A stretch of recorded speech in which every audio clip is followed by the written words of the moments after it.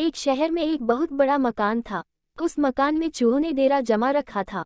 जब भी मौका मिलता वे अपने अपने बिलों से निकलते और कभी खाने की चीज़ों पर अपना हाथ साफ करते तो कभी घर की अन्य चीज़ें कुतर देते। उनका जीवन बड़े मज़े से बीत रहा था। इधर मकान मालिक चूहों से तंग आ चुका था, इसलिए वह एक बड़ी सी बिल्ली ले आया।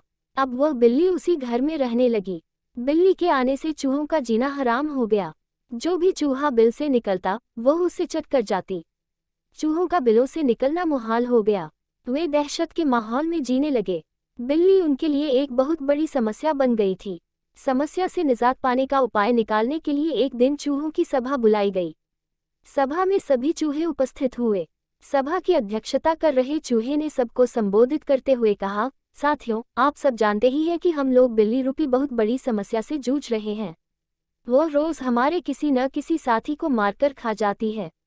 बिलों से निकलना मुश्किल हो गया है, लेकिन इस तरह हम कब तक बिल में छुप कर रहेंगे।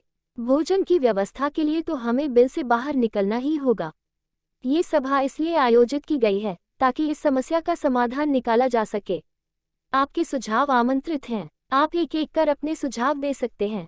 एक एक कर सभी चूहों से इस समस्या पर अपनी अपनी सोच के हिसाब से सुझाव दिए, लेकिन किसी भी उपाय पर सब एकमत नहीं हुए।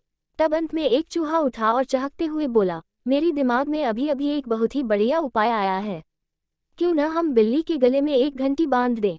इस तरह बिल्ली जब भी आस पास होगी उस घंटी की आवाज़ से हमें पता चल जाएगा और हम वहां से भाग जाएंगे।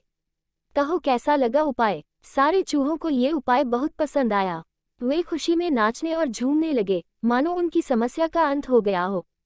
तभी एक बूढ़ा और अनुभवी चूहा खड़ा हुआ और बोला, मूर्खों, नाचना गाना बंद करो और जरा ये तो बताओ कि बिल्ली के गले में घंटी कौन बांधेगा। ये सुनना था कि चूहों का नाचना गाना बंद हो गया।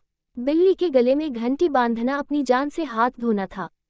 कोई इसके लिए तैयार नहीं हुआ। सभा में शांति छा गई थी। तभी इस शांति को चीरते हुए बिल्ली के कदमों की आहट सबके कानों में पड़ी और फिर क्या था, सब सिर पर पैर रखकर अपने अपने बिलों की ओर भाग खड़े हुए। सीख, योजना बनाने का कोई औचित्य नहीं यदि उसे लागू न किया जा सके।